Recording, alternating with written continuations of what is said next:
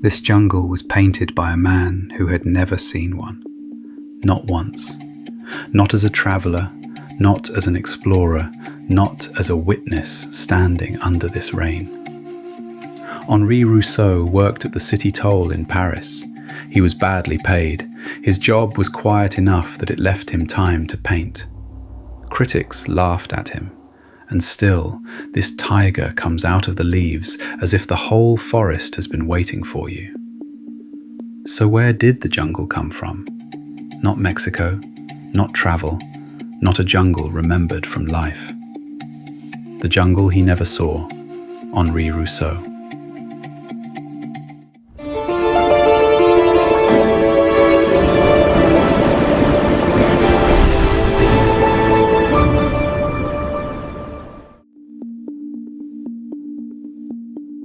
Start with how he wanted to be seen.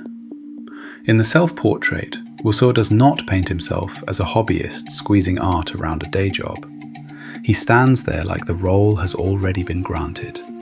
Dark suit, painter's beret, palette in hand, a full-sized man in front of Paris, looking out with a seriousness that refuses to ask permission.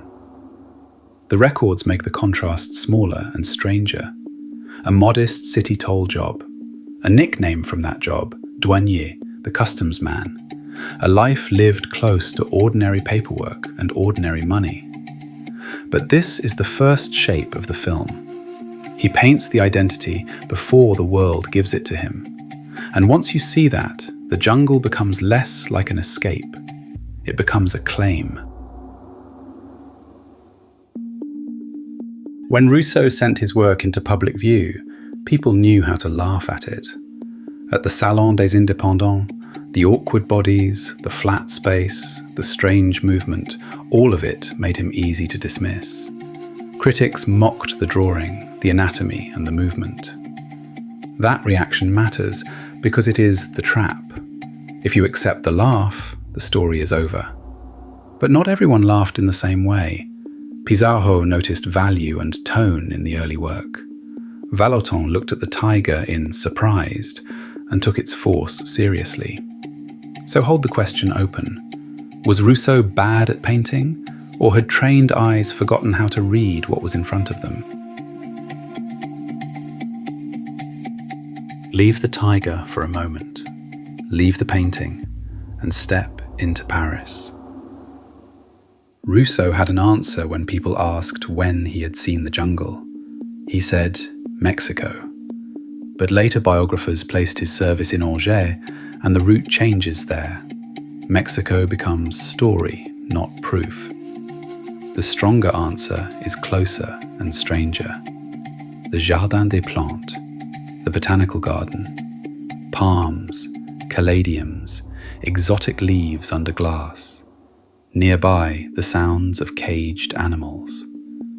A plant seen in the garden. A wild animal seen in a magazine, a travel memory told by someone else in a room full of palms. This is the turn. The jungle is not debunked by being invented. Paris becomes the machine that lets him invent it. Now go back to the tiger. In 1891, with Tiger in a Tropical Storm, Rousseau painted the jungle for the first time. Look at what the animal is doing. It is not running through believable space. It is not quite hidden. Rousseau places the tiger low and bright in the storm, not running and not hidden, with the eye fixed on you. The leaves do not open into distance, they press forward. Red, yellow, green, folded and repeated until the forest is almost a wall. That is why the old laugh is too small. The picture is not convincing because it is natural. It is convincing because every part of it is too certain. This jungle does not behave like a place, it behaves like a stage. So look at another stage. The snake charmer begins with someone else's memory. Robert Delaunay's mother had travelled in India. In a room with palms and Mediterranean flowers, she told Rousseau what she had seen. Out of that borrowed memory, Rousseau made this. a dark figure playing into the night, a line of animals held still by the sound. Birds, snakes, water, leaves, the whole scene paused as if the music has pinned it in place. The source is second-hand, the feeling is not. That is the strange power of him. He does not need the world to arrive whole before he can paint it. A hint is enough. A room with palms is enough. A story is enough to begin. Then Rousseau makes danger quieter. In The Sleeping Gypsy, the body lies under the moon, a jar and instrument beside it, the striped cloth bright against the empty ground. The lion comes close. It lowers its head. It may smell the sleeper. Or it may belong to a parallel world, close enough to see and too separate to touch. The expected story is simple. The animal attacks, or the person wakes, or something resolves. Rousseau refuses all of that. The lion does not attack. The sleeper does not move. The moonlight keeps both of them in suspension. So the question is not what happens next. The question is why nothing happening can feel so dangerous. By the time he paints The Dream, Rousseau no longer paints the jungle as an outside place. The lion that did not attack was the first clue. His danger does not resolve. It turns into dream. There is a sofa inside the forest, a woman asleep on it, a charmer playing, animals listening without moving. Leaves rise straight from the ground around a piece of furniture that should not be there. Rousseau explained it simply. Jadwiga had fallen asleep and was hearing the music inside a beautiful dream.